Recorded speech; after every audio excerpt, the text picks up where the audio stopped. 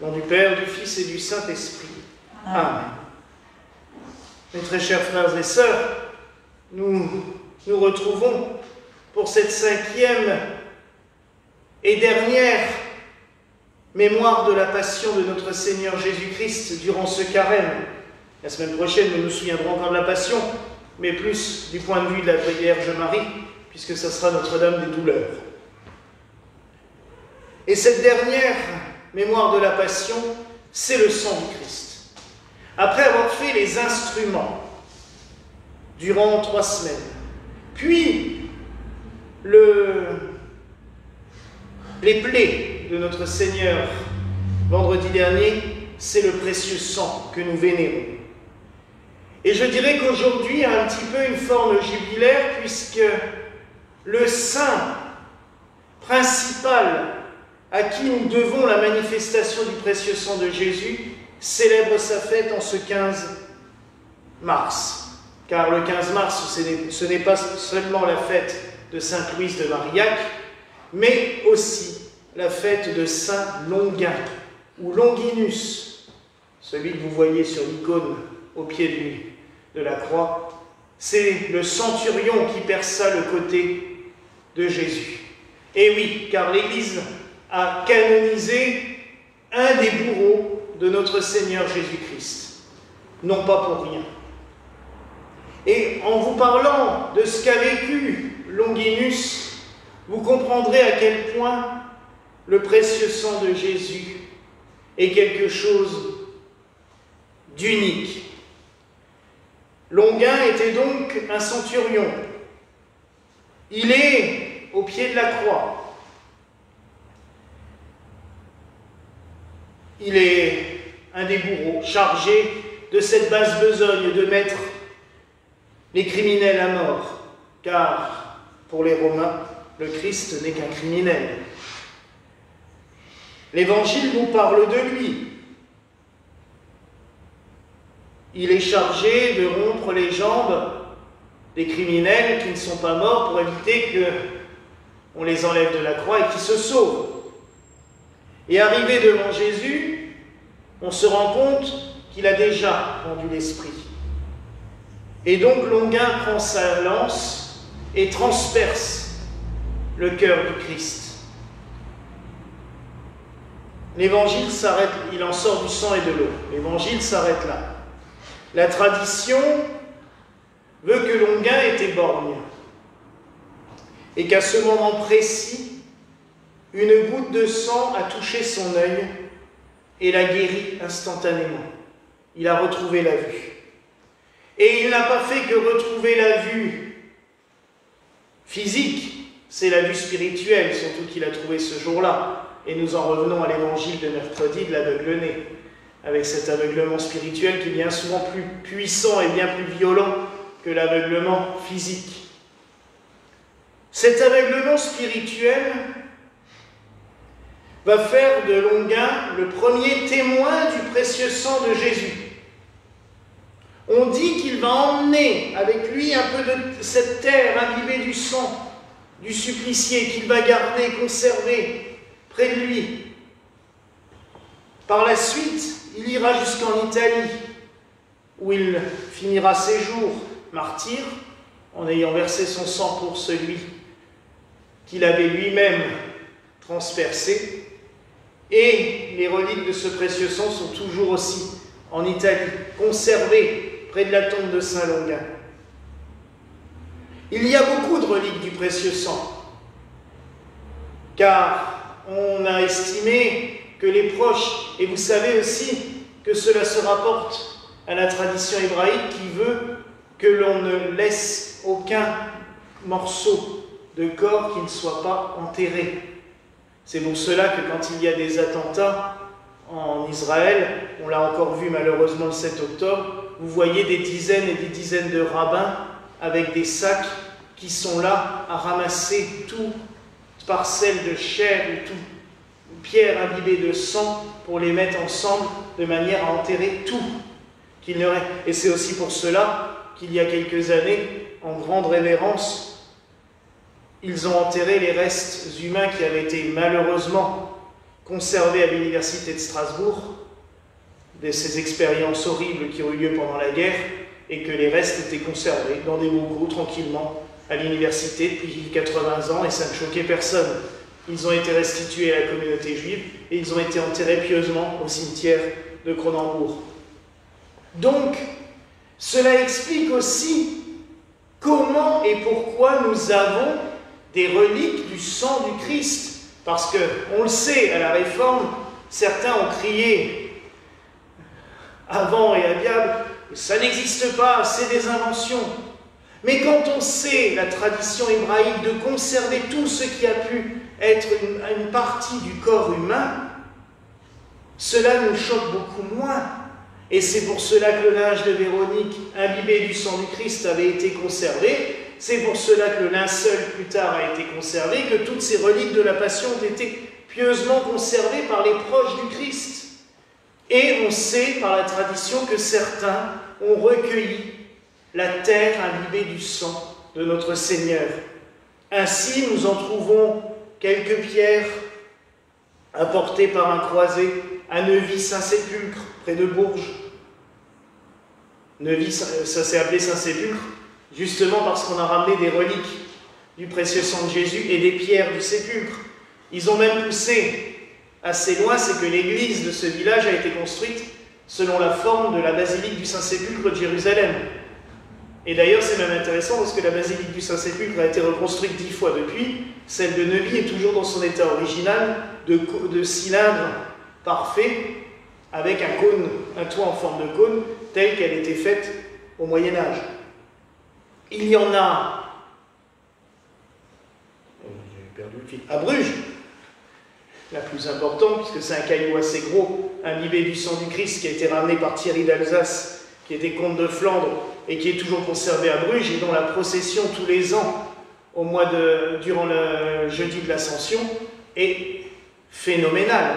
3000 personnes qui processionnent la relique, et plus de 30 000 personnes en train de contempler cette procession et cette relique. C'est exceptionnel. Et on a la chance de pouvoir, parce que le recteur de la basilique à Bruges est très consciencieux, je dirais, et tous les jours il propose la relique à la vénération, voire à l'adoration, puisque c'est une relique du Christ, et on peut tous les après-midi. Alors il y a une cohorte, il y a une file d'attente. Des fois vous avez de la chance, ça dure 5 minutes, des fois ça dure 2 heures. Et on passe l'un après l'autre devant la relique pour pouvoir l'embrasser, ou ne serait-ce que poser les mains dessus. Et je peux vous dire que c'est une expérience assez phénoménale. Et à chaque fois que nous allons voir Monseigneur Glenn, il sait que dans la semaine, il y a forcément une demi-journée à Bruges pour aller vénérer la relique. Il y en a donc en Italie, il y en a donc encore en Allemagne, je sais, mais là je n'ai plus le nom en tête. Mais il y a aussi des reliques du précieux sang qui sont beaucoup plus connues, beaucoup plus dispersées, je dirais, dans le monde. Là, c'est toutes les reliques de la vraie croix, toutes ces petites parcelles, ces petites échardes de la vraie croix, puisque le Christ ayant versé son sang sur la croix, automatiquement, la croix a été imbibée du sang de notre Seigneur Jésus-Christ, tout comme la couronne d'épines et les épines qui ont été prélevées sur cette couronne. Je rappelle aussi qu'en Italie, il y a une épine de la Sainte Couronne, à Anduria, qui à chaque fois que le vendredi saint tombe le 25 mars, parce que la tradition veut que le vendredi saint où le Christ est mort était un 25 mars, à chaque fois qu'il y a ce jubilé où les deux dates coïncident, cette sainte épine se met à perler des gouttes de sang, miraculeusement. C'est assez exceptionnel. Donc la Sainte Couronne, toutes ces reliques, sont des reliques du précieux sang. Mais la vraie croix est forcément la relique par excellence du précieux sang. Nous avons de la chance d'avoir ces deux petites parcelles en forme de croix dans ce reliquaire que nous avons grâce aussi au Père Antoine Contamin qui nous avait donné les reliques de Sainte Alphonsine et beaucoup d'autres. Donc nous pouvons vénérer cette sainte relique et du coup nous pouvons aussi vénérer le précieux sang de notre Seigneur. C'est bien. Mais si on réfléchit, le précieux sang du Christ, nous pouvons le vénérer tout le temps. C'est exactement le même que celui qui est donné à la Sainte Communion. Quand nous transformons le pain et le vin par l'opération du Saint-Esprit à la messe, nous avons le vrai corps et le vrai sang du Christ. Et ça, on l'oublie. Et je sais que même certains vont se battre pour faire des milliers de kilomètres pour aller vénérer une relique du précieux sang, mais ne pas forcément s'indigner qu'on refuse de leur donner la communion au précieux sang. Dans l'Église gallicaine, nous avons cette chance de pouvoir recevoir le précieux sang.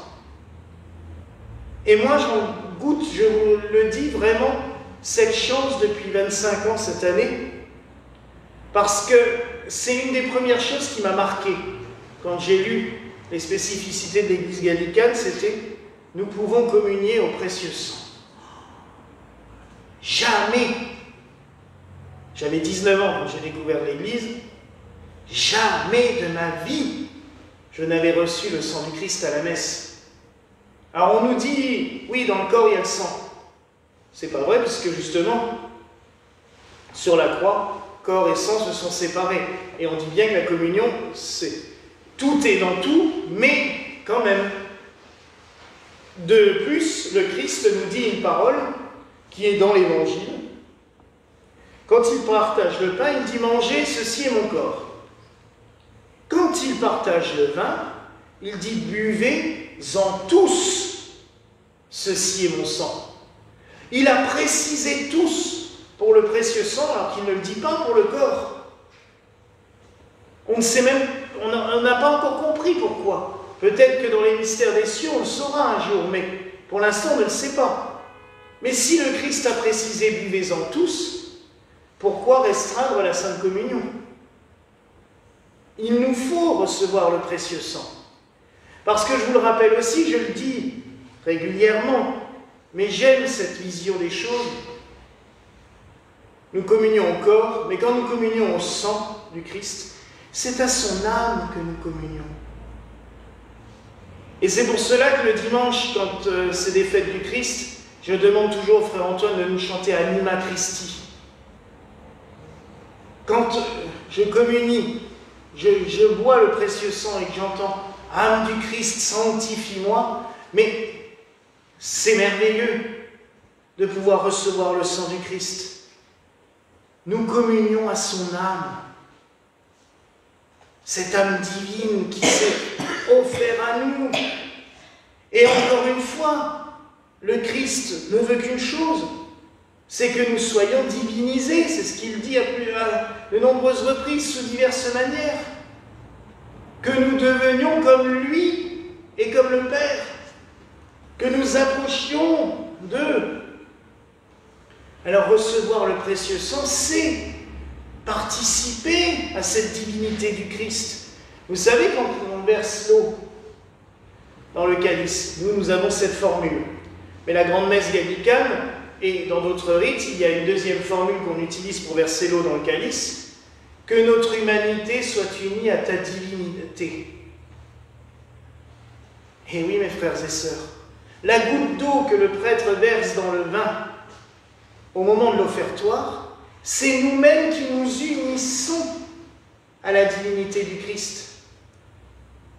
Alors vous comprenez quelle importance est cette fête du précieux sang, même si chaque messe est une fête du précieux sang. Si à chaque messe nous communions au précieux sang, il est en nous. Et son sang, je dirais, coule dans nos veines. Il circule dans nos veines, il se communique à nous. Son amour vient au plus profond de nous. Alors célébrons cette fête. Adorons le Christ qui nous offre son sang. Ce sang qui a sanctifié le centurion Longuin. Ce sang qui a pardonné les péchés de Longuin. Longuin venait de perforer le cœur du Christ. Et qu'est-ce que fait le Christ? Il le guérit de sa maladie par son sang. C'est merveilleux. Et en plus de le guérir, il le convertit. Il en fait un chrétien. Alors, remercions le Christ et adorons-le pour le cadeau qu'il nous fait encore une fois et qu'il nous fait à chaque messe par son corps et par son sang. Il nous sanctifie, il nous élève, il nous sort de notre humanité pour nous unir à sa divinité. Voilà la grâce que je nous souhaite en ce soir au nom du Père, du Fils et du Saint-Esprit. Amen.